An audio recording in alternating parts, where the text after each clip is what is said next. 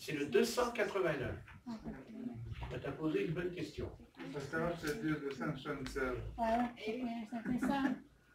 Ah oui, j'avais dit le 276. Ah oui, oui, effectivement. Mais ça fait rien. Si je fais ça sans faire exprès, je n'ai pas fait exprès. C'est que c'était conduit. C'est qu'il y a quelque chose. J'ai pas fait exprès. 289. Alors, 289. Le 289. C'est mon joyeux service d'offrir à Jésus-Christ en vivant sacrifice mon corps et mon esprit. Accepte mon offrande, bien-aimé Fils de Dieu, et que sur moi descende la flamme du Saint-Dieu. J'abandonne ma vie sans regret ni frayeur à ta grâce infinie, ô mon libérateur.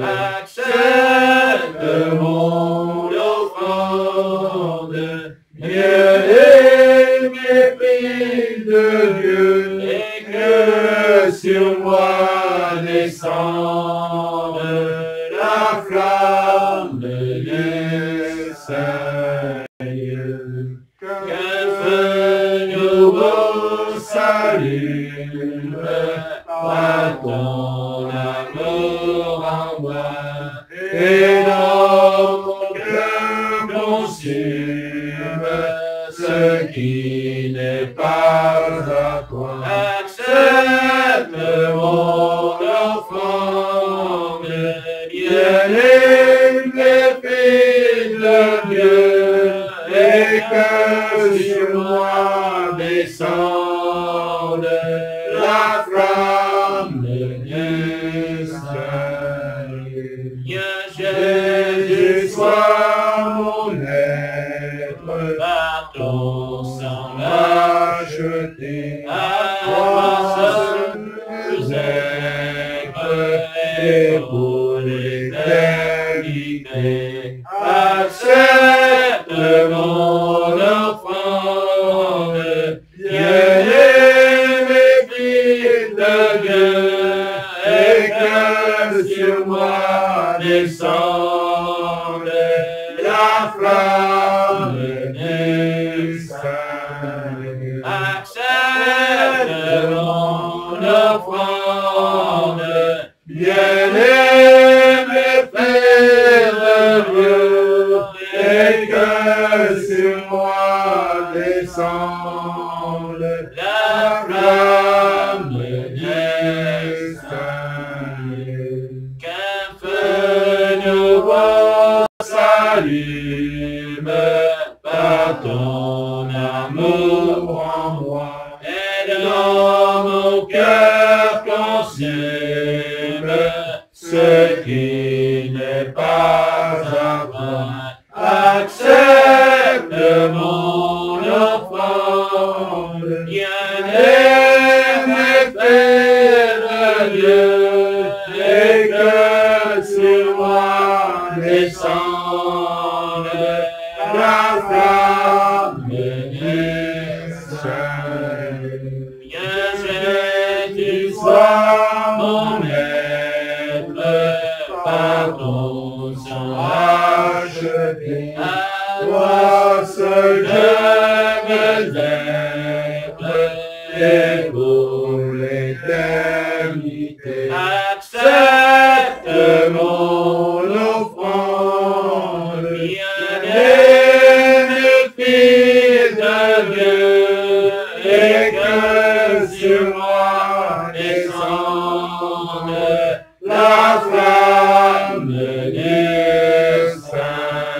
Seigneur. Accepte mon offrande, bien-aimé Fils de Dieu, et que sur moi descende la flamme du Amen. Et on va prendre donc celui que j'ai dit tout à l'heure, 276.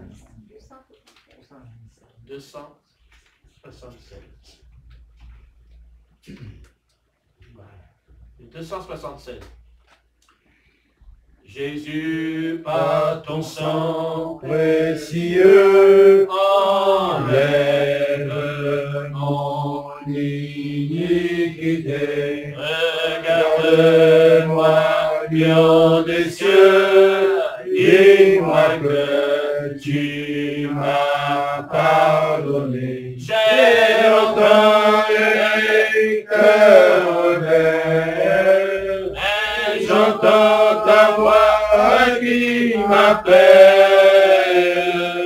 Au pied de ta croix maintenant, tout conflit brisé, je me rends blanc, blanc que neige,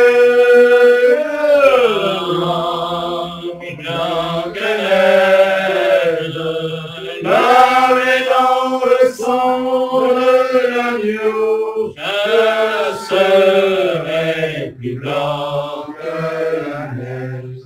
Oh, le fardeau de mon péché, Dieu très saint est trop grand pour moi.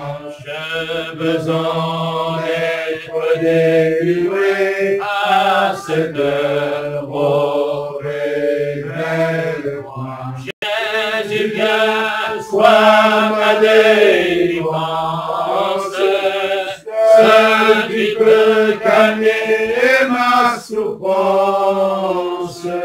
Au pied de ta croix maintenant, tout conflit brisé, je me rends blanc, blanc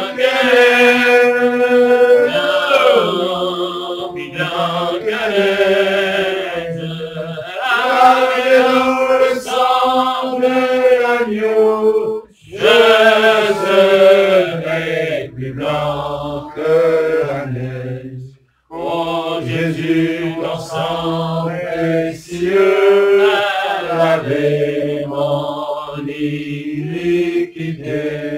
Oui, tu m'as répondu des cieux, ton amour m'a tout pardonné. Je te contemplais, je puis croire, qu'en toi j'ai complète victoire.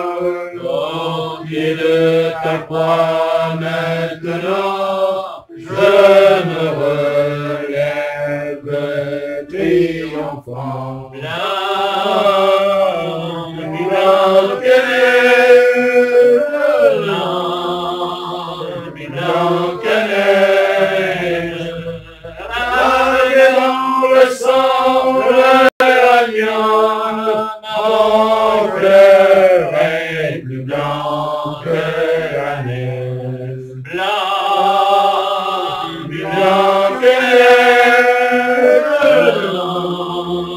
blanc que neige, lavé dans le sang de l'agneau, mon cœur est plus blanc que la neige. Oh Jésus, ton sang précieux a lavé mon iniquité. Oui, tu m'as répondu des cieux, ton amour m'a tout pardonné. Je te contemplais, je puis croire, car moi j'ai complète victoire. Au pied de ta croix maintenant, je me relève triomphant. Blanc, blanc que neige, blanc que neige, lavé dans le sang de l'agneau, mon cœur est plus blanc que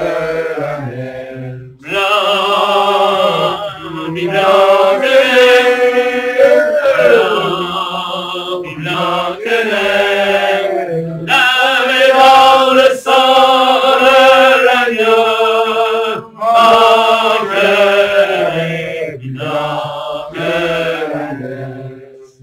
Amen. Amen. Gloire au Seigneur. Alléluia. Et on va chanter le 279. 279. Alléluia, c'est beau ça. Amen. 279. Source féconde, Salut du monde, le sang de Christ est répandu, ce divin frère sur le calvaire est mort pour l'homme perdu. Oui, je puis croire, oui, je veux croire que Jésus-Christ est mort pour moi, sa mort sanglante et triomphante me rend libre par la foi. En Jésus joie, il est la voie qui nous mène toujours au but. Jésus pardonne, il n'est personne qui repousse du salut. Oui, je puis croire, oui, je veux croire que Jésus-Christ est mort pour moi, sa mort sanglante et triomphante me rend libre par la foi. À me flétrir, Jésus courir, les méchants les plus dissolus, sa grâce immense donne assurance au cœur qui croit en Jésus. Oui, je puis croire, oui, je veux croire que Jésus-Christ est mort pour moi, sa mort sanglante et triomphante me rend libre par la foi. Jour mémorable pour le coupable, sur la croix au prix malfaiteur, Jésus pardonne, Jésus lui donne le ciel éternel bonheur. Oui, je puis croire, oui, je veux croire que Jésus-Christ est mort pour moi, sa mort sanglante et triomphante me rend libre par la foi. Du Christ la fête est toujours prête, le festin de noces est pour tous, entrez sans crainte de la voix sainte, écoutez la paix si lourde. Oui, je veux croire, oui, je veux croire que Jésus-Christ est mort pour moi, sa mort sanglante et triomphante me rend libre par la foi. Amen. Amen. Merci, Georges. Gloire au Seigneur. Alléluia. On va chanter la strophe 3. À me flétrir, Jésus convie les méchants les plus dissolus, sa grâce immense donne assurance au cœur qui croit en Jésus. Oui, je puis croire, oui, je veux croire que Jésus-Christ est mort pour moi, sa mort sanglante et triomphante me rend libre par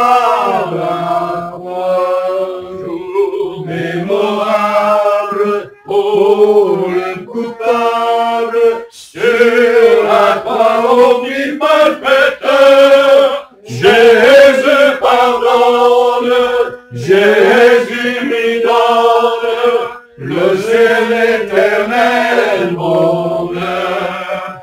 Oui, je puis croire, oui, je veux croire que Jésus-Christ est mort pour moi. Sa mort sanglante et triomphante me rend libre par la foi.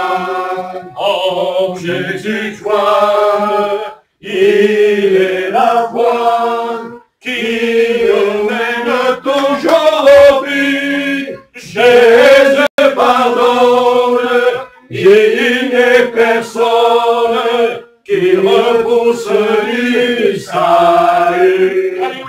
Oui, je puis croire, oui, je veux croire que Jésus-Christ est mort pour moi. Sa mort sanglante et triomphante me rend libre par la foi.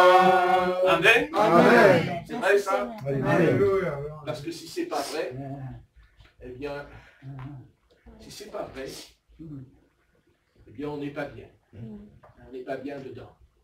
Parce que ça ne concorde pas. Ça ne va pas. Voyez, vous savez, il ne faut pas grand-chose pour couper la vie spirituelle en deux. Vous savez, il y a deux sortes de festins dans l'Écriture. Il y a le festin selon le monde. Et alors, dans le monde, quand ils boivent, quand ils mangent, quand ils sont ensemble, en famille, tout ça, eh bien souvent, quand on parle, il y a un débordement de paroles. Des paroles qui n'ont rien à voir avec les paroles du Seigneur. Et vous savez, ne croyez pas que... Vous savez, j'ai appris une chose avec le Christ. C'est qu'il ne faut pas grand-chose pour perdre le feu du réveil. Il ne faut pas grand-chose. Et quand il n'y a plus le feu, d'abord quand il n'y a plus le feu en nous, ben, c'est qu'il y a autre chose. Parce que, voilà, Satan se plaît à remplacer le feu du réveil. Il le remplace par un autre feu, par un feu étranger. Et oui, c'est sûr. Vous savez, quand le Seigneur nous parle du repas dans la Bible, quand il parle des noces, quand il parle des rencontres autour d'une table, c'est, vous saviez, ce qu'on peut perdre rapidement la vie de l'esprit en nous. Et si jamais, c'est quand même étonnant que Satan, quand je parle de Satan, je ne parle pas de n'importe qui, je parle du prince des ténèbres, qui a su comprendre en lui-même que le meilleur moyen d'entrer, pas seulement dans un groupe, mais d'entrer en quelqu'un, c'était pendant le repas de la Sainte Seine. Satan entra dans Judas, là où tous les disciples étaient avec le maître autour d'une table. Et que de questions. Et c'est même autour de la table que le Seigneur a soulevé une question. Et il dira, l'un d'entre vous me livrera. Autour de la table. Voilà. Méfions-nous des repas. Parce que c'est bien les repas. Mais il faut beaucoup d'années pour comprendre que c'est charnel, souvent, les repas. Mais on ne peut pas faire comprendre ça tant que notre esprit n'a pas été sensibilisé avec le Saint-Esprit. Non, ça n'a rien à voir. Vous savez, il ne faut pas longtemps pour constater quelqu'un qui est mort et quelqu'un qui est vivant. Rien qu'en chantant, je peux détecter la mort et la vie. Et c'est rapide, c'est très rapide dans mon esprit. Oh, vous savez, je préfère rester avec Jésus, dans ma chambre avec lui, parce que je sais au moins que le lendemain, je serai prêt, non pas seulement à chanter, parce qu'il faut chanter, mais parce que même si on ne perd pas le feu, en tout cas, on peut perdre l'étincelle. Ça, c'est une chose. D'ailleurs, l'étincelle qui est toujours liée avec le Fils, puisqu'il y a le Père Céleste et le Fils. Mais on sait bien que le Père Céleste, c'est le feu, et l'étincelle, c'est le Fils. C'est-à-dire le Seigneur Jésus, c'est le Fils, c'est l'étincelle. Mais l'étincelle, même si elle est seule, puisque l'étincelle jaillit de la flamme, du feu, mais l'étincelle restera toujours l'étincelle. Alors, vous savez, qu'on perde le feu, ça ne m'inquiète pas beaucoup. Parce qu'un feu, on peut toujours le rallumer, on fout du bois dedans, c'est rapide. Mais pas l'étincelle, pas l'étincelle. L'étincelle, elle s'en va, elle quitte la flamme. Et là, bien sûr, il y a une étincelle, on ne remet pas du bois dans une étincelle, c'est évident. Elle jaillit. Et quand on chante, je pense qu'il faut que ça jaillisse. Il faut qu'il y ait quelque chose comme une fontaine, vous savez, ça sort d'un coup, hein, d'un coup. Et quand il n'y a plus le feu, quand il n'y a plus l'eau, quand il n'y a plus cette source qui coule en nous quand on chante, même quand on prie, ben oui, il faut toujours... Vous savez, il y a des interceptions entre nous et le Seigneur, il y a des coupures. Mais, vous savez, il faut... Enfin, bon, ces choses-là, on ne les comprend pas au bout de 20 ans, on les comprend tout de suite, dès notre naissance, avec le Seigneur. Voilà, on ne comprend pas. Vous avez des milliers de chrétiens qui vont au cinéma, qui vont à l'église, mais ils vont au cinéma. Et voilà. Mais vous savez, dès le départ, si on ne ressent pas la mort, en entrant dans cet endroit, que ce soit le cinéma, l'opéra, le théâtre, alors je sais, le monde va vous dire, vous êtes une secte. C'est clair, avec vous, vous êtes une secte. Ben oui, bien sûr. Mais on a aussi accusé l'apôtre Paul d'être la secte des Nazaréens aussi. Donc, en fait, l'apôtre Paul, lui aussi, il était sectaire, ça c'est sûr, mais en fait, vous savez, il faut arriver à comprendre qu'il y a deux voies. Et il y en a une qui nous mène à la vie, et il y en a une qui nous mène à la mort. Il y a deux voies, parce que celle qui nous mène à la vie, elle est lumière, et celle qui me mène à la mort, elle est ténèbres. Et les ténèbres, vous savez, mais il faut des amis arriver des fois à bien comprendre que on peut aller manger, on peut aller boire, on peut sortir, mais que vous le vouliez ou non, ça ne me gêne pas que vous soyez d'accord ou pas. Moi, ce qui m'intéresse, c'est le résultat. C'est moi, ce qui m'intéresse, c'est le résultat. Amen. Et en tant que pasteur d'une église, je peux capter le résultat. Et qu'on le veuille ou non, de toute façon, ça ne change rien. Il y a la vie ou il y a la mort. Et on peut même chanter avec une grosse voix de tonnerre. Ça ne veut pas dire que j'ai la vie pour autant. Hein, pas du tout. Non, non, non. C'est la vie. Et c'est pour ça, on n'en est pas encore arrivé à cette grande maturité qu'était le Fils de l'homme dans le Jardin d'Éden. Et Dieu sait combien la chose a été compliquée pour lui dans sa vie, à toute reprise d'ailleurs. Mais en tout cas, une chose est certaine, c'est que avant de mourir sur la croix, avant de monter sur cet endroit, d'aller vers ce lieu, car Jésus monte, il monte, quand on le met en croix, la croix est dressée et elle monte vers le haut, et non pas vers le bas. Mais Dieu sait que des fois, il faut passer par la mort pour avoir la vie. Il faut passer par la mort pour avoir la résurrection. Car comment ressusciter si on n'est pas mort? Donc la résurrection, ben oui, on s'en réjouit, mais on oublie qu'avant de ressusciter, il faut d'abord mourir. Et oui, et il faut mourir à quoi? Ben, mourir au monde. Mourir au monde, mourir à nos relations même personnelles, intimes. Et ça va même jusque dans nos familles. Mais c'est compliqué, c'est dur à comprendre. Mais ça va tellement loin avec le Seigneur, tellement loin avec lui. Vous savez, quand on suit le Seigneur, ne vous attendez pas à ce que le Christ va vous dire « Arrête-toi, fais une pause ». Non, ça n'existe pas en lui. Parce que le Seigneur, il sait que si on fait une pause, ben, l'adversaire va venir et il va nous empêcher de repartir dans la bonne direction. Alors, vous savez, voilà, s'il n'y avait que ça, il n'y a pas que ça.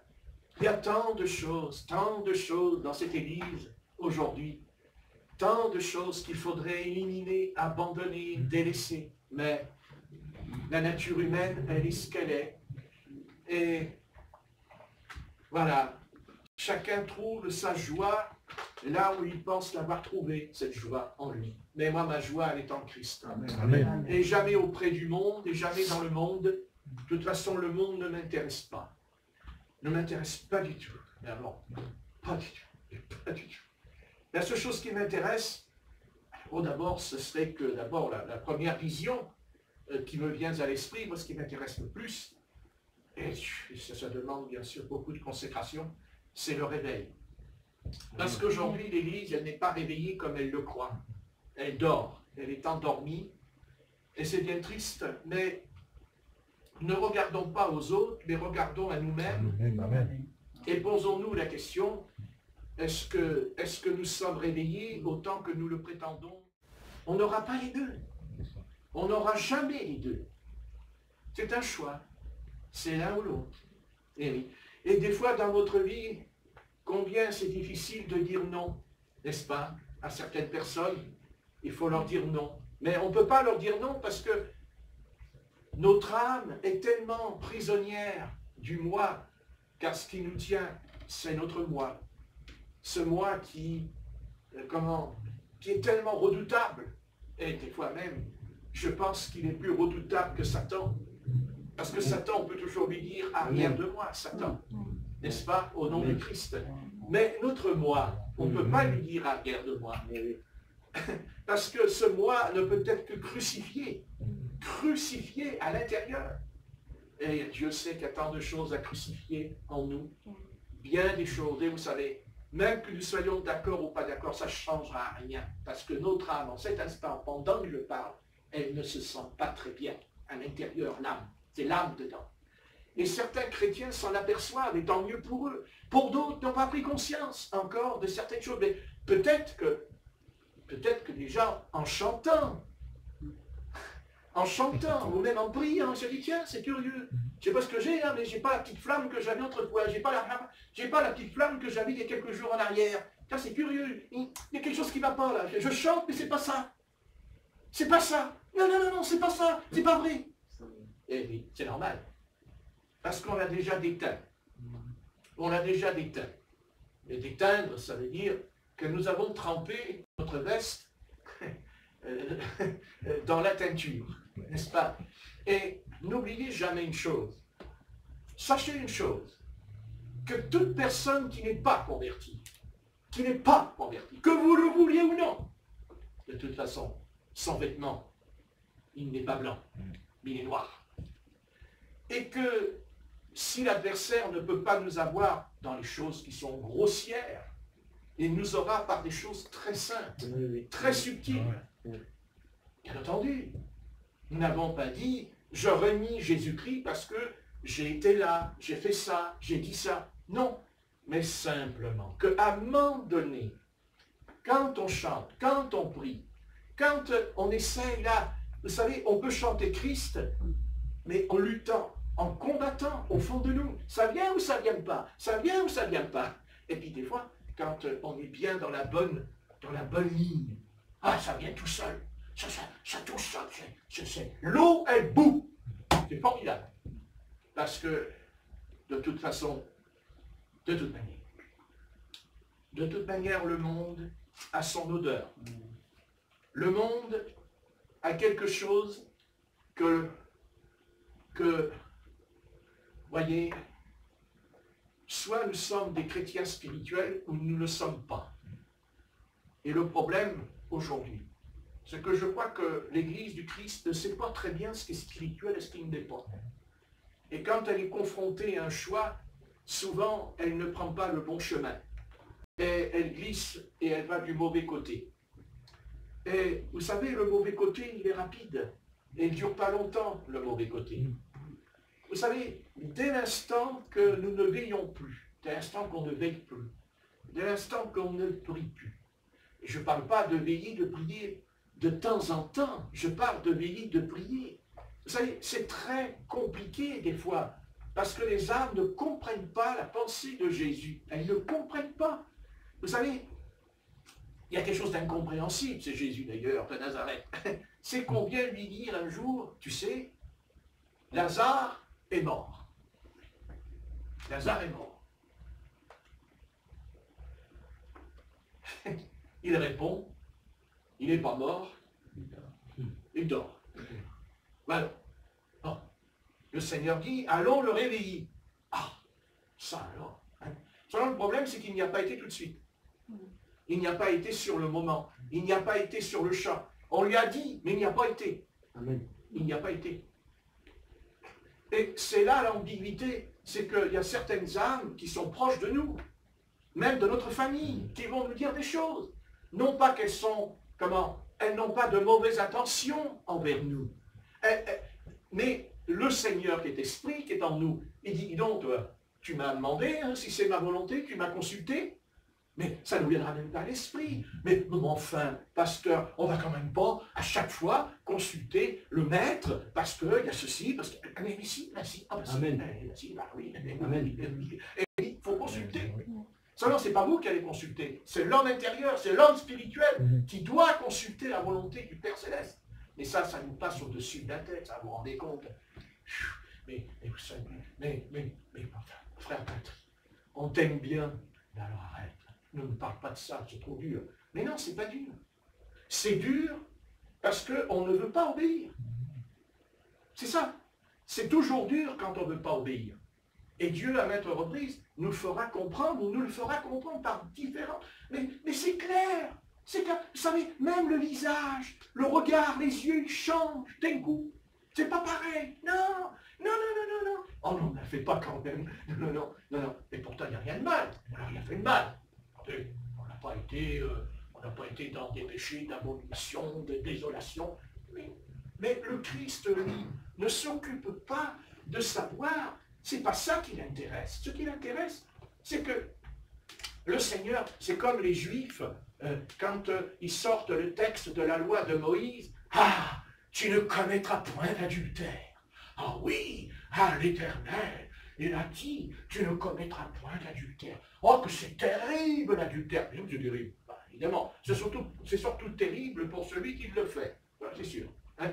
Mais le Christ, il regarde les Juifs dans les yeux, parce que je pense que le Christ, quand il parle, il nous regarde bien dans les yeux, et il leur dit, non les gars, là, venez par ici. Là. Alors ils arrivent, là, tranquille. Là. Ah, Seigneur, que dis-tu de la loi? Il est écrit, tu ne commettras point d'adultère. Le Seigneur, il dit, mais je suis entièrement d'accord avec vous. Ah, c'est bien. Et le Seigneur, il dit, oui, mais, celui qui regarde une femme a déjà commis un adultère dans son cœur. Paf! Alors là, les Juifs, ils sont tellement à cheval sur la loi qu'à les entendre, ils sont implacables. Mais le Christ, lui, il est encore plus implacable. Parce que le Christ, il leur fait comprendre que s'il y a adultère, c'est parce que déjà il y a eu un regard, un seul regard. Alors, des regards, on a tous des regards, on pose ses regards sur tout le monde, évidemment. On ne peut pas parler à quelqu'un sans le regarder. Hein? Vous voyez, vous parlez, ça va, de quoi là, hein? On regarde, mais tout dépend, on pose nos yeux. Dépend où on les pose. Et comme dira le prophète Jérémie, je ne mettrai rien de mauvais sous mes yeux, afin de ne point pécher contre l'Éternel. Hein? Donc, c'est ça. Mais moi, je ne parle pas que des yeux humains. Il y a des regards qui sont posés sur des choses en rapport avec la spiritualité en nous. Et eux, dans leur âme, bien sûr, ils ne sont pas contents. Ils disent, oh, alors, on ne peut plus regarder. Mais sûr qu'on peut regarder une femme. Heureusement pour nous. Parce que alors, comment on ferait en marchant dans la rue, en voyant une femme, on ne pourrait plus regarder la femme, on regarderait que les hommes. Alors on va nous dire qu'on est homosexuel après. Vous comprenez? C'est ça le problème, le dilemme. Hein? Non, on regarde les deux. Et on regarde aussi les enfants. Et Dieu sait que quand le regard se pose sur un petit enfant, oh là là. Alors par contre, là, il ne nous viendrait même pas à l'idée que c'est de l'adultère à ce moment-là. Hein. On est émerveillé par ce petit bout de chou qui marche dans la rue, hein, et puis qui court dans tous les sens. Heureusement que nous ne courons pas comme eux, hein, évidemment. Hein, on verrait tous les piétons qui courent comme des petits-enfants. La police, elle aurait plus de travail encore qu'aujourd'hui. Hein. Il faudrait les augmenter, entre parenthèses. Hein. Ah ben oui. Donc, voilà, c'est ça. Le regard. Ah, le regard. Ah oui. Mais il n'y a pas que le regard sur une femme. Il y a aussi des femmes qui ont des regards sur l'homme.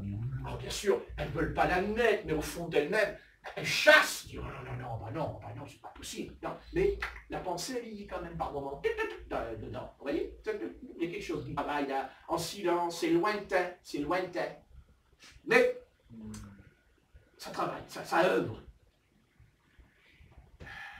Vous savez, chez Jésus-Christ, il y a un verbe qui ressort toujours de lui.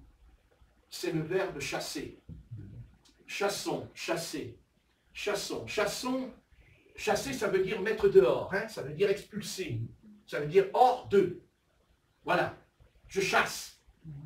Voilà. Et le Christ nous a même rajouté en son nom. Pour être sûr que nous allons avoir la victoire. Car sans son nom, il n'y a pas de victoire. Hein? Donc, mais s'il y avait seulement le regard sur une femme, nous pouvons avoir un regard sur un aliment. Ça peut paraître... Mais on peut avoir un regard sur un aliment. N'est-ce pas? Un regard de l'aliment. Quand vous pensez qu'une femme peut retourner un homme, ça c'est vrai. En tout cas, elle a ce pouvoir. L'homme n'a pas ce pouvoir. Pour qu'un homme retourne une femme, c'est compliqué pour lui. Mais une femme qui va retourner un homme, ça c'est extraordinaire. C'est extraordinaire. Hein? Mais oui. Mais quand on pense que c'est... Écoutez, je suis désolé. Quand je pense que c'est une confiserie, que ce soit un gâteau, que ce soit une tablette de chocolat, que n'importe quoi, c'est incroyable le pouvoir de suggestion que ça peut avoir en nous. C'est extraordinaire. Alors, pour certains, le Seigneur les laissera faire. Parce que de toute façon, il sait très bien que de toute manière, ils n'iront pas plus loin avec ça, et que leur décision est fermentée en eux depuis des années. Mais il y en a d'autres où le Seigneur n'est pas d'accord avec eux. Il n'est pas d'accord. Et vous savez, ça peut vous paraître incroyable. Mais le Seigneur ira jusqu'à un morceau, jusqu'à un carré de chocolat. Il dira, non, je ne te permets pas. Amen. Et à d'autres, oui. Pourquoi? Parce que c'est le regard. C'est le regard qui va faire que ça, c'est une affaire importante ou ça ne l'est pas. Vous comprenez? C'est comme un frère qui a dit, je ne boirai plus de vin. Il a dit, je ne boirai plus de vin. Bon, ben c'est très bien, gloire à Dieu. C'est formidable. Hein? Il a fait une bonne décision. Mais le problème, c'est qu'il ne peut pas. Il ne peut pas parce qu'il retourne. Il va retourner. Et il peut le cacher, il peut le cacher. Vous voyez? Mais on ne peut pas. Avec le Seigneur, on ne peut pas. On peut pas. Et un soir, le frère, il rentre, il comparait devant cet homme de Dieu, et l'homme de Dieu lui dit, tu as bu du vin! Hein? Alors, tout de suite, l'homme de Dieu qui a dit ça, il peut tomber dans le piège en disant, ah, moi, je suis vraiment un prophète de l'Éternel, j'ai vraiment un don, merci Seigneur. Et bien sûr, la personne a dit, mais comment tu sais? Je dis, quand je sais, je peux répondre, c'est l'Éternel qui me l'a dit. Alors là, la personne a dit, oh là là, l'Éternel, il a dit que j'ai bu du vin il y a 5 minutes. Il y a 5 minutes. Alors, comme je suis un homme de Dieu honnête, j'ai fini par dire que ce prophète c'était moi, donc comme je suis un homme de Dieu honnête, je dis non, le Seigneur ne m'a rien dit. Ah bon? Alors comment tu le sais? Eh bien, je le sais. Quand tu descends les escaliers, tu es passé devant ma porte. Et devant ma porte, quand tu marchais, tes pas n'étaient pas les mêmes qu'autrefois. Ah bon? Les pas? Oui. Oui, les pas en descendant les escaliers. Pourquoi? Parce que quand tu descends les escaliers, tu les descends calmement, doucement. Et même des fois, il m'est avéré, dépêche-toi, va un peu plus vite. Mais ce soir-là, ce frère descend les escaliers, hein, c'est vrai, mais on ne sait pas pourquoi, il est descendu à toute vitesse. J'entendais la vitesse des pas. Et je me suis dit, toi mon ami, c'est clair? Allez, c'est bon. Tu vas aller faire quelque chose qui n'est pas selon le Seigneur. Je ne savais pas quoi. Mais je savais que ça n'allait pas.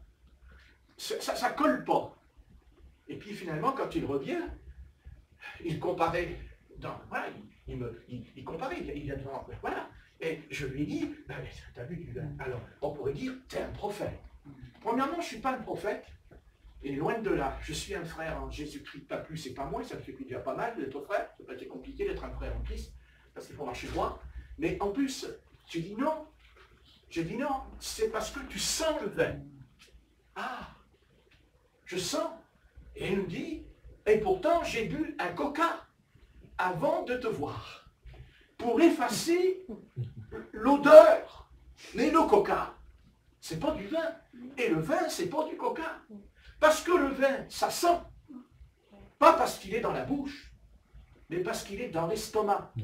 Et que l'estomac, on ne sait pas pourquoi, semble faire remonter cette odeur. C'est une odeur, hein, l'odeur, à tel point qu'on pourrait me dire, t'es un poivron, n'est-ce pas, hein? Ah oui, un poivron, t'es un poivron. Hein? Voilà, mais non. Il n'y a rien de ça. Bon, après ça a été pas facile parce qu'il fallait qu'il dise la vérité. Donc il a dit, voilà, j'ai une bouteille, et je me suis enfilé, et puis rapide. Mais c'est pas la bouteille qui est importante. Même si c'était qu'un verre, ce qui est important, c'est que sans le savoir, on peut être alcoolique. Et quelqu'un qui est alcoolique, c'est pas quelqu'un qui boit des centaines de bouteilles de vin. C'est simplement qu'à un moment donné, son esprit, son intelligence est tombé dans un pouvoir. Et dans ce pouvoir, c'est pas seulement que le vin, c'est que derrière se tient vraiment Satan. Il se tient Satan derrière. Et il n'y a pas que ça. Il y a bien d'autres choses aussi pour nous. On n'est pas là pour... non. Mais il faut faire attention. Parce que nous avons le sentiment que dans notre vie, et c'est ça qui m'inquiète beaucoup souvent avec l'Église, c'est que l'Église, elle croit toujours que c'est les gros péchés, les grands péchés qui vont être punis. Mais ce n'est pas vrai. Ce n'est pas vrai. Parce que pour le Christ, il n'y a pas de grands et de petits péchés. Il y a le péché tout court. Et c'est quoi un péché? Un péché, c'est une transgression à la loi. Pas seulement à la loi de Moïse, mais à la loi de l'entendement, à la loi de la conscience en nous. Parce que si on dit à un pasteur, que, voilà, vous voyez, si on ne lui dit pas la vérité quand il pose la question, c'est qu'on n'a pas la conscience tranquille. C'est qu'au fond de nous, on n'est pas sûr de la chose. Tant qu'il ne pose pas la question, il n'y a pas de problème. Mais quand il pose la question, ça dérange. Et nous pensons que, c'est-à-dire que pour nous, nous pensons que, vous savez, dès l'instant que vous ferez ce que vous voulez au fond de vous, Amen. Vous perdrez l'onction, vous perdrez l'onction de Dieu, que vous le vouliez ou non. Et ce n'est pas le pasteur qui va arrêter l'onction qui est sur vous, c'est Jésus-Christ qui s'occupera. Et attention, parce que ça c'est une fois, 2 fois, 3 fois, 4 fois. Mais un jour, Dieu dit, mais l'onction, tu ne l'auras pas pendant 1 mois. C'est-à-dire que pendant 1 mois, tu n'auras plus rien. Plus rien. Même pas une goutte d'eau. Quand tu vas prier, il n'y aura rien. Tu pourras chanter, tu pourras prier, parce qu'il n'y aura rien. Jusqu'au jour où nous avons appris la leçon, nous avons reçu la leçon, parce que vous savez, avec le Seigneur, c'est toujours la leçon. Mais la leçon, on la sait, d'autres ne la savent pas, mais la leçon, on va l'apprendre. Et Dieu va nous apprendre une chose, c'est qu'on ne marche pas par la chair, mais on marche par l'esprit. Et qu'il ne faut pas le dire, mais il faut le faire. Il ne faut pas se contenter, oui, j'ai compris, je marche par l'esprit, je marche par la chair. Faut-il alors savoir qu'est-ce que c'est que la chair et qu'est-ce que c'est que l'esprit, quelle est la différence entre l'âme et l'esprit. Ça, c'est tout un enseignement, et ça demandera certainement beaucoup plus d'années que nous le pensons en nous. Mais un jour, Dieu nous dit, écoute, ce que j'ai toléré hier, je ne tolère plus aujourd'hui. Ce que j'ai accepté il y a des années en arrière, aujourd'hui, je ne l'accepte plus. Donc Dieu nous mettra devant le fait accompli, et il nous fera comprendre que certaines choses, nous devons dire, Seigneur, j'irai, je ferai, si c'est ta volonté. Parce que si ce n'est pas ta volonté, je n'irai pas. Et même si la personne supplie par des sentiments humains, mais nous, on répond non, non, non, je n'ai pas le feu vert du Seigneur en moi. Je ne l'ai pas. Amen. Et c'est pas simple. Et c'est pas facile. Vous savez, c'est pas facile. Que ce soit pour un voyage, que ce soit pour partir, pour revenir, que ce soit même pour manger, pour boire, même pour aller dans notre famille, ce qui est légitime. Mais il faut toujours, toujours se placer devant le Seigneur. Ça, c'est primordial.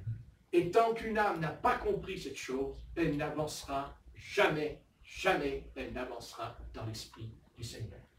Et si elle l'a compris et qu'elle ne veut pas obéir, alors Dieu, à un moment donné, qu'est-ce qu'il fait? Eh bien, Dieu retire son onction qui est sur nous. Non pas qu'on la perd, mais il va nous la retirer pendant un temps. Et on le saura. On le saura. On le saura. Parce qu'on va chanter. C'est pas ça. On va prier. C'est pas ça. Il y a quelque chose qui manque, quelque chose qui... Il y a ce petit quelque chose qui est parti de nous. Parce que ce n'était pas la volonté du Père Céleste. Voilà, c'est comme ça. Ah oui, c'est pas autrement. Après, nous sommes libres et on peut faire tout ce qu'on veut, tout ce qui nous plaît. Voilà, vous êtes libre, mais vous êtes libre, comme l'air, il est libre. Amen. Sauf qu'il est pollué, l'air. Enfin, ça, c'est un détail, aussi dans la vie spirituelle. Mais on peut faire tout ce qu'on veut, n'est-ce pas? Faire tout ce qu'on veut, mais il faut poser la question au Père Céleste en lui disant, bon ben, voilà, cher Seigneur, bon, qu'est-ce que je dois faire dans cette situation? Et il nous arrivera des fois de dire non, ça vous coûtera cher, ça c'est sûr. Mais par contre, quand vous vous mettrez en prière et quand vous prierez, vous serez tellement visité par l'onction que vous allez vous dire, ça valait le coup de dire non. Ah bon? Et vous allez dire, mais pourquoi? Et on ne discute pas avec Dieu. Amen. On ne discute pas avec Dieu. On fait ce qu'il dit. Et on le sait, de toute façon, on le sait au fond de nous-mêmes. On le sait au fond de nous-mêmes. Que de toute façon, on peut aller là, là, là, mais au fond de nous, voilà. Et il y a d'autres âmes qui ne savent pas, qui ne ressentent pas, parce qu'elles ne sont pas prêtes à comprendre ces choses. Mais un jour, Dieu les amènera sur le terrain, parce que Dieu ne lâche jamais prise, et que si on lui appartient, il s'occupera de nous en son temps convenable. C'est évident, c'est évident. Vous comprenez bien que quand le Seigneur ne veut pas, il emploie les grands moyens. Maintenant, il y a une deuxième chose, c'est que le Seigneur peut se servir aussi d'un frère ou d'une sœur, ou se servir d'un ministre des cultes, pour poser une question en lui disant, bon, voilà, qu'est-ce que je dois faire? Est-ce que je peux y aller? Est-ce que je ne peux pas y aller? Bon, chacun son ministère, c'est évident. Tout le monde ne peut pas avoir un ministère comme ça, de dire aux gens, mais vous savez, voilà, c'est le plan de Dieu, c'est pas le plan de Dieu. Je comprends qu'un homme ne peut pas avoir un tel pouvoir, un tel don en lui, de dire à un autre homme, à une autre femme, voilà. Mais Dieu dit aussi qu'il donne des dons à l'Église. Ah, ça c'est clair. Et Dieu donne 3 dons qui est lié au prophétisme, c'est-à-dire à la révélation. Le premier, c'est le don des langues. Le deuxième, c'est l'interprétation des langues. Et le troisième, c'est la prophétie. Ces 3 dons sont liés aussi à quelque chose d'important, à 3 dons qui vont ensemble. C'est d'abord la parole de sagesse, la parole de connaissance et le discernement des esprits. Ces 3 dons, ce sont des dons prophétiques, des dons qui sont donnés non pas à un évangéliste, non pas à un pasteur, non pas à un docteur ou un évêque. Non, ce don-là est réservé au prophète. Le prophète. Quand on parle d'un prophète, le prophète, quand on dit un prophète, tout de suite, on se dit, oh là là, les prophètes, ne tombons pas dans l'expectative du prophète. Un pasteur est aussi valable qu'un prophète, un évangéliste est aussi important qu'un prophète. Je veux dire par là, l'Église a besoin d'un prophète comme elle a besoin d'un pasteur, elle a besoin d'un docteur pour enseigner. Voilà. Mais le prophète a une particularité en lui, c'est que c'est le seul homme qui a la capacité de posséder la parole de sagesse, la parole de connaissance et le don de discernement. C'est-à-dire le don des langues et le don d'interpréter les langues et le don de prophétie sans parler en d'autres langues. Car on peut prophétiser sans parler en d'autres langues. Amen. Voilà. Mais il y a ces trois dons importants. Le discernement des esprits, c'est-à-dire lié aux ténèbres, aux démons. Discernement des esprits, pas de la psychologie. Pas de psychologie. Parce qu'il y a beaucoup qui disent j'ai don de discernement, mais c'est de la psychologie quand ils font ça. Mais le don de discernement n'est pas un don de psychologie. C'est un don surnaturel. C'est un don divin. C'est le Seigneur qui donne le discernement des esprits. Bon, maintenant la parole de sagesse, c'est quoi? Ce n'est pas, comme nous pensons, la parole de sagesse, c'est pas j'ai la sagesse, comme dira l'apôtre Jacques, ce n'est pas ça. La parole de sagesse, c'est quand un prophète va révéler le futur. C'est quelqu'un qui va dire ce qui va arriver plus tard. Ce qui était le cas du prophète Agabus, qui était, n'est-ce pas, dans l'église de Jérusalem, et qui a prophétisé en annonçant qu'il y aurait une grande famine sous le règne de Claude. N'est-ce pas? Amen. Voilà. Elle est arrivée, cette famine, bien entendu, c'est écrit. Mais avant, il leur a dit de préparer les aliments, de faire des réserves. En cas, quand cette famine viendra, ce que fait d'ailleurs Joseph au sujet des 7 ans de vaches grasses et 7 ans des vaches maigres. Parce qu'il y a des temps de famine et des temps d'abondance. Hein? Bon, donc le prophète a la parole de sagesse, il peut dire ainsi parle l'Éternel, voilà, si demain tu t'en vas, il t'arrivera ceci, il t'arrivera cela, et la personne elle dit j'en ai rien à faire de ce qu'il dit, moi je fais ce que je veux, j'irai où je veux aller, seulement le jour où on arrive, il y a catastrophe, cataclysme. Et quand on revient, on dit ah oui, ah oui, ah oui. Ah oui, il m'est arrivé des malheurs. Mais on ne dira jamais que c'est vrai, quand on l'a dit l'homme de Dieu. Ça, on ne va pas reconnaître. On ne va pas dire, ah, t'avais raison, homme de Dieu, t'avais raison. On s'en garde bien, n'est-ce pas? Parce qu'on est tous un petit peu... Mais en attendant, c'est fait. Après, Jésus n'annonce pas le futur. Il lui annonce un fait dans sa vie qui existait, dans sa vie. Et elle répondra, je vois que tu es prophète. Tout de suite, elle dit, tu es prophète. Après, plus tard, ça ira un peu plus loin, elle dira, tu es le Christ. D'ailleurs, quand l'Esprit de Dieu fait une œuvre en nous, c'est toujours pour nous amener à Christ, pour nous conduire à Christ. Même si je vous fais une réprimande, si elle vient du Seigneur en moi, elle ne vous conduira qu'à lui, à rien d'autre. Voilà. L'Esprit Saint nous renvoie toujours vers son Fils. Il a été envoyé pour ça d'ailleurs. Hein? Il a dit, j'envoie un autre consolateur, il prendra ce qui est à moi et vous le donnera. Bon, il donnera quoi? Ben, ce que Jésus a dit déjà dans l'Évangile. La bonne nouvelle.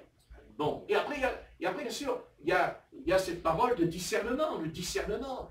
Et alors ça fait pas du bien, le discernement. Hein, parce que aller démontrer à un croyant, ou même à un pasteur, qu'il y a un démon dans une affaire, ça c'est dur à avaler, hein. Comme dira l'autre, on n'avale pas la pilule aussi facilement. Hein. Par contre, les pilules pour vivre dans le péché, ça là on les avale tout de suite. Hein. On ne pose même pas la question. Hein. Ouais, c'est sûr. Mais la pilule du Seigneur, elle ne passe pas toujours au travers de la gorge, n'est-ce pas? Parce que, je vais vous dire quelque chose, parce que la vérité ne nous plaît pas. Parce que nous ne voulons pas entendre la vérité. Et la vérité, vous savez, c'est que quand le Seigneur nous parle avec vérité, d'ailleurs il le dira, en vérité, je vous le dis, quand il dit quelque chose par discernement, ce n'est pas pour nous faire du mal, c'est pour nous faire du bien. Amen. Pour nous éviter d'aller dans quel niveau et de nous retrouver, excusez-moi, même sous une voiture. Ben oui, mais c'est déjà arrivé, malheureusement, c'est arrivé. C'est le cas d'ailleurs d'un certain jeune homme dans un camp, quand j'étais à la Pentecôte à l'époque, et qu'il y a un pasteur qui lui a dit, jeune homme, écoute, tu te mets à genoux avec moi maintenant, et tu vas donner ta vie à Christ, tu vas donner ta vie maintenant. Et le garçon a répondu, je suis jeune, et on verra demain. Et quand il est sorti de la tente, et qu'il a quitté la présence du pasteur, il ne savait pas qu'en réalité, il avait quitté la présence de Christ. Eh oui, bien sûr. Et au loin, d'un seul coup, dans le camp, on a entendu un coup de frein de voiture, une voiture qui a freiné d'un coup, comme ça fait un bruit terrible dans le camp. Et bien entendu, tout le monde a couru, Et sous la voiture, ben, excusez-moi, il n'y avait pas un chat, il n'y avait pas un chien, on aurait préféré. Il y avait ce garçon, quand Dieu lui a dit, viens à moi, n'endurcis pas ton cœur, parce qu'aujourd'hui, c'est la voie du salut. Mais ça, on n'arrive pas à comprendre. Peut-être qu'il n'aurait peut-être pas été sous la voiture, peut-être qu'il aurait vécu 30 ans, 40 ans, mais même si je vis 40 ans de plus, mais du moment que je vis dans le péché, que je meurs maintenant ou que je meurs dans 40 ans, ça ne changera rien, je mourrai quand même. La seule différence, c'est que si j'ai vécu 40 ans dans le péché, je vais vous dire, quand on va régler les comptes, la facture, elle sera un peu plus importante. Vous voyez, hein? Oui. Parce que nous aurons des comptes à rendre au Seigneur, hein, que ça nous plaise ou pas. De toute façon, nous aurons des comptes à rendre au Seigneur. Et je dirais même plus que cela. Quand on vient au Seigneur, il y a une chose qu'on doit arriver à comprendre. C'est que Dieu nous a sauvés parce qu'il veut nous montrer sa gloire. Parce qu'il veut montrer sa gloire. Le Seigneur, lui, c'est la gloire divine. Christ ressuscité est venu pour manifester sa gloire. Et nous avons, bien entendu, dans la parole du Seigneur, 2 hommes qui ont vu la gloire du Seigneur. Ils l'ont vu. Ils sont rentrés en contact avec lui directement. Mais ces 2 hommes, quand je le lis, il dit qu'ils tombent par terre. Ils tombent par terre. C'est Daniel et l'apôtre Jean. Hein? Ils tombent par terre. Ils tombent par terre. Et quand ils tombent par terre, il dit qu'ils étaient comme morts. Dit le texte. Amen. Et quand c'est écrit, il dit ils étaient comme morts. D'ailleurs, écoutez, c'est pas compliqué. Accordez-moi quelques instants de votre patience spirituelle. Et je vais vous le lire. C'est Apocalypse 1 et verset 17. Car il faudrait quand même ouvrir un peu la parole du Seigneur. Apocalypse, chapitre 1 et verset 17. Apocalypse 1, verset 17.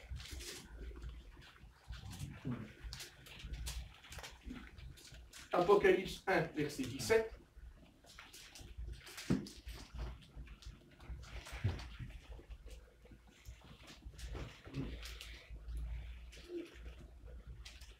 On va même lire verset 9, s'il vous plaît. Apocalypse chapitre 1 et verset 9. Je le lis. Oui. Eh bien, lis-le. Moi, Jean, qui suis votre frère, et qui prend part à la tribulation, à la royauté et à la persévérance en Jésus, j'étais dans l'île appelée Patmos à cause de la parole de Dieu et du témoignage de Jésus. Je fus ravi en esprit au jour du Seigneur, et j'entendis derrière moi une voix forte comme le son d'une trompette qui disait « Ce que tu vois, écris-le dans un livre et envoie-le aux 7 églises, à Éphèse, à Smyrne, à Pergame, à Thyatire, à Sardes, à Philadelphie et à Laodicée. » Je me retournai pour découvrir la voix qui me parlait. Après m'être retourné, je vis 7 chandeliers d'or, et au milieu des chandeliers, quelqu'un qui ressemblait à un fils d'homme. Il était vêtu d'une longue robe et portait une ceinture d'or sur la poitrine. Sa tête et ses cheveux étaient blancs comme laine blanche, comme neige. Ses yeux étaient comme une flamme de feu. Ses pieds étaient comme du bronze qui semblait rougi au feu, et sa voix était comme la voix des grandes eaux. Il avait dans sa main droite 7 étoiles, de sa bouche sortait une épée aiguë à 2 tranchants, et son visage était comme le soleil lorsqu'il brille dans sa force. Quand je le vis, je tombai à ses pieds comme mort. Il posa sur moi sa main droite en disant « Sois sans crainte. Moi, je suis le premier et le dernier, le vivant. J'étais mort et me voici vivant au siècle des siècles. » Amen. Amen. Alors, donc, pour être précis.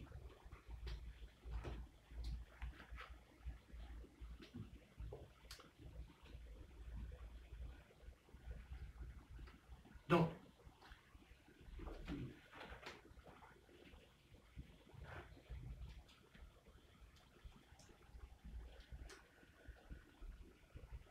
voilà. Donc, c'est là une chose importante, c'est la perception. La perception. L'apôtre Paul, comment vous expliquer? L'apôtre Paul et l'apôtre Jean vont avoir une perception de Jésus-Christ. Et nous, nous n'avons pas. Et c'est bien dommage. Et c'est bien triste pour nous.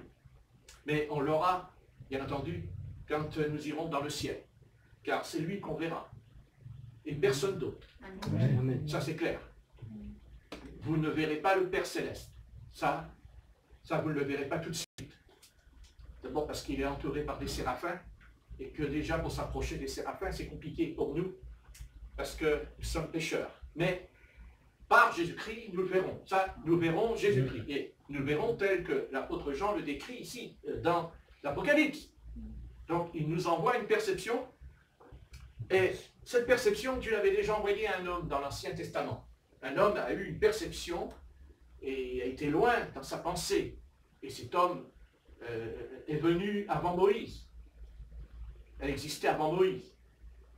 Et a même dit quelque chose que Moïse n'a jamais dit, qui est lié à la perception, qui est lié à mes yeux.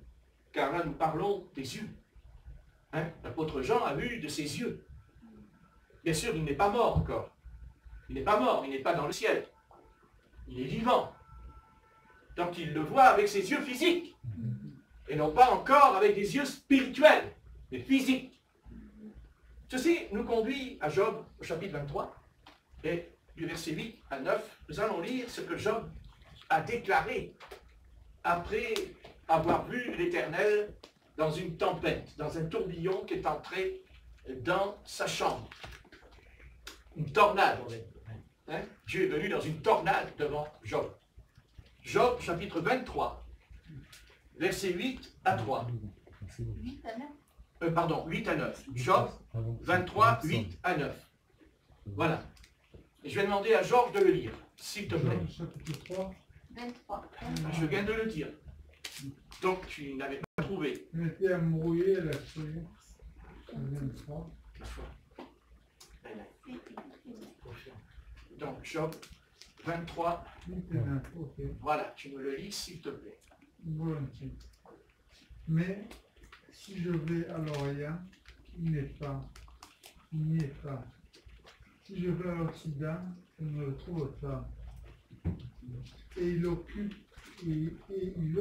au nord, je ne puis le voir. Se cache-t-il au midi, je ne puis le découvrir. Voilà. Continue. Attendez, Job 23. Oui. Job 23.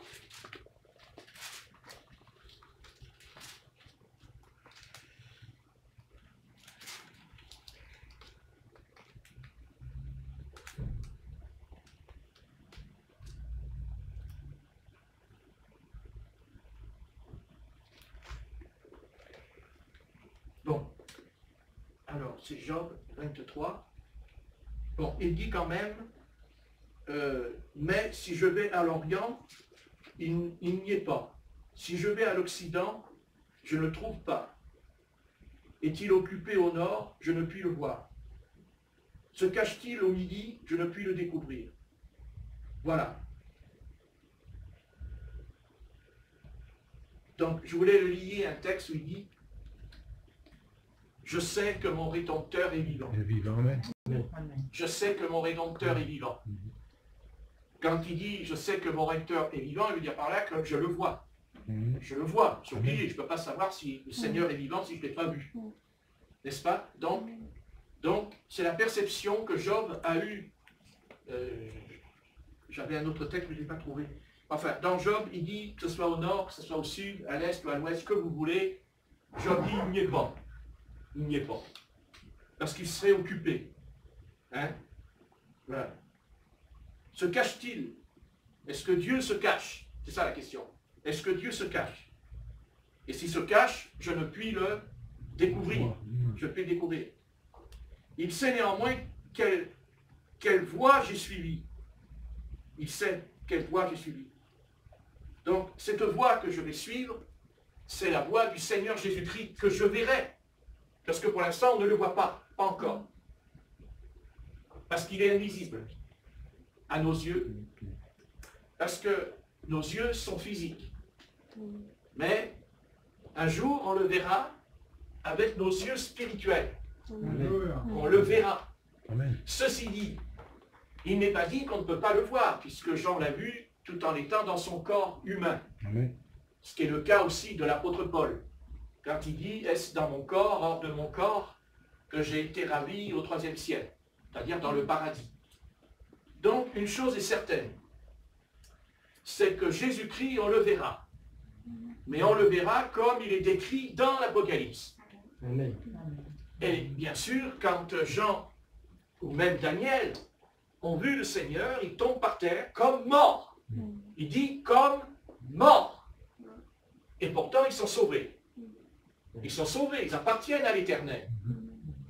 Donc les autres, c'est même pas la peine qu'ils comparaissent devant Jésus-Christ. Parce que c'est pas mort, mais c'est 3 fois mort.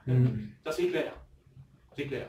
Donc, aujourd'hui, nous avons une façon de croire nous avons une façon de croire au Seigneur comme si Jésus c'était un copain.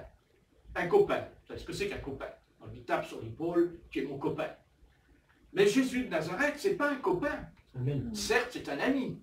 Mais il y a une différence entre un ami et un copain. Amen. Un ami, c'est sur qui on peut compter. Amen. Un copain, c'est pour plaisanter, pour s'amuser, pour rire. Et le Christ n'est pas un copain. Le Christ, c'est quelqu'un qui est très très puissant. Et l'apôtre Paul en a fait ses frais, puisque d'ailleurs il est devenu aveugle Amen. sur le chemin de Damas. Mais il n'y a pas que lui qui tombe par terre. Il dit tous ceux qui étaient autour de lui, tous ceux qui sont Amen. autour de lui, vont aussi aller par terre. Ils vont y aller. Parce qu'il dit qu'ils ont vu une grande lumière qui surpassa l'éclat du soleil. Donc, Jésus-Christ, quand il choisit l'apôtre Paul, et quand on sait que l'apôtre Paul avait un ministère unique en son genre, mais on comprend que son ministère va être lié à la perception qu'il aura du Seigneur Jésus-Christ dans sa vie. Et la première chose que Jésus-Christ fera en lui pour qu'il devienne cet instrument que sans lui, jamais l'Église aurait pu parvenir à une telle perfection et une telle connaissance. Car c'est bien quand le Christ dit « je bâtirai mon Église ». Bon, il dit « je bâtis mon Église ». Bon, c'est vrai que l'apôtre Pierre en sera non pas le fondateur, mais il en est quand même l'instrument à la Pentecôte. Dans Acte 2, verset 38, il pose le fondement. Mais après, c'est pas parce qu'on a posé un fondement qu'il n'y a pas de construction. Il y a un édifice. Et l'apôtre Paul va être cet instrument. Mais ça va être en rapport avec la perception qu'il aura du Sauveur. Car il le verra, car il dira, qui es-tu? Seigneur, qui es-tu? Adonai, qui es-tu? Je suis. C'est-à-dire, je suis de Exode, devant le prophète Moïse. Quel est ton nom? Je suis. Celui qui suit. C'est-à-dire celui qui est. Celui qui existe par lui-même. Et l'apôtre Paul va rencontrer le Seigneur. Et quand tu parles du Seigneur, pour l'apôtre Paul, lui, dans sa vision d'être un fils d'Israël, lui, il voit le Seigneur. N'est-ce pas? Eh bien, il dit, qui es-tu? Je suis Jésus de Nazareth. Je suis Jésus de Nazareth. Et il voit Jésus, non pas avec des yeux spirituels, là. Il voit Jésus-Christ avec des yeux humains, avec des yeux physiques, ce qui va lui coûter très cher, puisque malheureusement pour lui, oui malheureusement quand même, ça fait de la peine, il va être aveugle. Il dit qu'il est aveugle. Et il est conduit d'ailleurs à Damas, et il restera aveugle pendant 3 jours, jusqu'à ce que l'Anias vienne lui imposer les mains, et que le Seigneur le guérit. Mais guéri, est-il vraiment guéri, ça? Malheureusement, il semblerait que dans sa vie, il fera part d'une souffrance physique en disant que un ange de Satan souffle à mon oreille une écharpe dans la chair. Et si on veut être sincère, reconnaissons-le. Je sais que c'est difficile pour les pentecôtistes d'admettre que l'apôtre Paul était malade, parce que chez eux, il y a la guérison, on est guéri. Voilà, oui, mais d'accord, on est guéri, amen. Merci Jésus, on est guéri par ta puissance, amen. La puissance de Jésus ne peut que me guérir, d'abord parce qu'elle est divine, et surtout parce qu'elle est amour et compassion, la présence de Jésus. Mais en attendant, Paul est aveugle, et dans sa vie, quand il fondera l'église de Galatie, en Galatie, il fondera une église, et à un moment donné, nous savons que les Galates se sont détournés, non seulement de Paul, parce qu'ils se détournent de lui, mais ils se détournent aussi de Jésus-Christ. Et il est tellement peiné qu'il leur dira, vous me seriez arraché les yeux. Bon, ben, les donner. Alors il y a qui disent, c'est une expression, mais c'est pas une expression. Non, non, quand Paul il dit, vous me seriez arraché les yeux, il ne parle pas des yeux du voisin, il parle de ses yeux. Il dit, vous me seriez arraché les yeux. Ça veut dire donc que l'apôtre Paul avait mal aux yeux. C'est-à-dire que l'apôtre Paul souffrait des yeux. Ça ne veut pas dire que le Seigneur ne l'a pas guéri. Comment il aurait pu voyager, se déplacer s'il n'a pas été guéri? Il a été guéri, mais seulement, il dit, un ange de Satan souffle. Ça veut dire que ce n'est pas le fait qu'il était malade comme quelqu'un qui a une maladie des yeux. C'est un ange de Satan qui soufflait dans sa vie pour lui rappeler d'où le Seigneur l'avait appelé et tiré, afin qu'il ne s'enorgueillisse jamais. Et il le dira, puisqu'il priera 3 fois, et que le Seigneur lui répondra, ma grâce te suffit. Pourquoi? Parce que c'est dans ta faiblesse, c'est dans cette faiblesse. Amen. Donc ça ne veut pas dire que l'apôtre Paul était malade des yeux, ça veut dire simplement que de temps en temps le démon venait, et il devait lui faire mal dans les yeux. Il faisait mal. Peut-être que ça durait 1 heure, 2 heures, 3 heures, je ne sais pas. Mais après, il avait mal. Il avait très mal. Il avait très mal, très mal.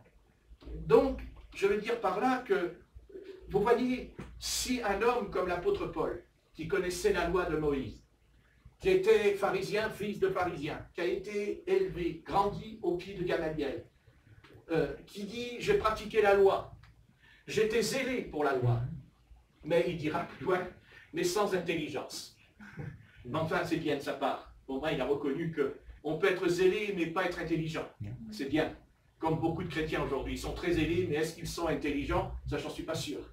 Donc l'apôtre Paul tombe par terre, il est précipité par terre. D'ailleurs, ceux qui l'entourent, si je ne me trompe pas, c'est dans le livre des Actes, chapitre 23. Si je ne me trompe pas, c'est chapitre 26 ou 26. 26. Je ne suis pas sûr, on va voir. Bon. Acte 26. Acte 26. Alors, c'est ça. Voilà. Acte 26, verset 13. Acte 26, verset 13. Il dit, vers le milieu du jour, ô roi, je vis en chemin resplendir autour de moi et de mes compagnons une lumière venant du ciel et dont l'éclat surpassait celui du soleil. Amen. Qu'est-ce que dit le verset 14? Nous tombâmes tous par terre. Amen. Et j'entendis une voix qui me disait, en langue hébraïque, Saul, Saul, pourquoi me persécutes-tu? Il te serait dur de regimber contre les aiguillons. Je répondis, qui es-tu, Seigneur? Et le Seigneur dit, je suis Jésus que tu persécutes. Voilà, que tu persécutes. Et il dit, verset 16, mais lève-toi et tiens-toi sur tes pieds, car je te suis apparu pour t'établir, ministre et témoin des choses que tu as vues et de celles pour lesquelles je t'apparaîtrai. Gloire à Dieu. C'est beau. Pour lesquels je t'apparaîtrai. Donc, pour moi, ça s'appelle la perception. C'est-à-dire qu'il va avoir une perception, une vision de Jésus-Christ dans sa vie. Et si déjà, que Jésus-Christ, on ne le voit pas comme on le verra dans le ciel, comme on l'a lu tout à l'heure dans l'Apocalypse, au chapitre 1. Mais déjà, dans une vision, il voit le Seigneur Jésus, il tombe par terre. Dans Acte 9, il dit qu'il devient aveugle. Et nous, quand on lit Acte 9, il dit que c'est l'apôtre Paul qui tombe par terre, vous direz. Mais là, il dit, nous tombâmes par terre. C'est-à-dire, c'est tous ceux qui l'accompagnaient. Donc, ce qui veut dire qu'il n'y a pas que lui qui voulait aussi arrêter les chrétiens et les jeter en prison. Il y avait tous ceux qui étaient autour de lui. Donc, il n'était pas seul à avoir ce désir en lui de faire du mal à l'église du Seigneur. N'est-ce pas, hein, si on lit attentivement. Vous voulez pas lire? Et ils tombent. Par contre, eux ne sont pas devenus aveugles. Non. Non. Mais ils n'ont pas entendu la voix du Seigneur non plus. C'est que l'apôtre Paul qui entend la voix du Seigneur. Et il lui dit, je t'apparais et je te réapparaîtrai, ne t'en fais pas, me charge de toi. Ce que le Seigneur fera plus tard à Corinthe, quand il est en prison, le Seigneur lui apparaît dans une vision en disant, reste ici, j'ai un peuple nombreux, ceci et cela. Et puis dans d'autres visions. Et d'ailleurs, toutes les fois que le Seigneur va faire une œuvre dans l'église primitive, c'est basé toujours sur une vision. Toujours.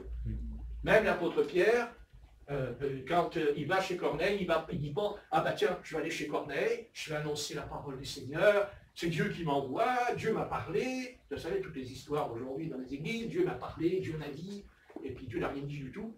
Non, l'apôtre Pierre, il va aller chez Corneille, et encore avec beaucoup de difficultés, puisque nous savons le langage qu'il va avoir chez Corneille. Hein? Mais en attendant, il y va parce qu'il a eu une vision. Hein? Il a eu une vision.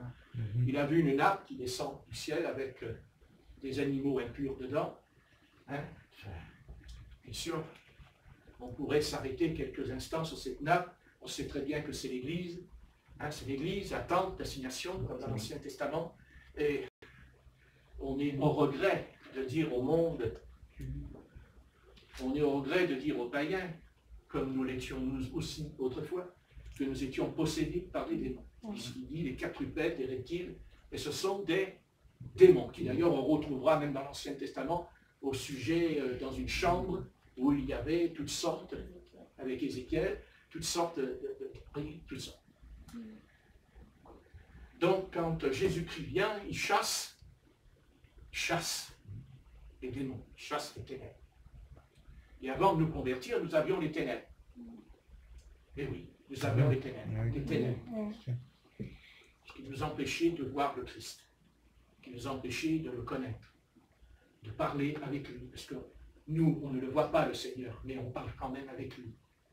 Par l'intervention de sa présence, parce qu'il nous a donné son esprit. Nous avons son esprit. Donc nous rentrons en contact. Mais il faut arriver à bien comprendre que ce Jésus-Christ que vous voyez là, dans l'Apocalypse, c'est celui-là que nous verrons. C'est celui-là que nous verrons. Mais vous savez, il faudra être bien pur et bien saint. Il faudra être à la hauteur. Parce que, vous savez, il tombe par terre, hein, l'apôtre. Il tombe par terre. Il dit comme mort. Donc, vous voyez, il y a la mort physique et la mort spirituelle dans le texte.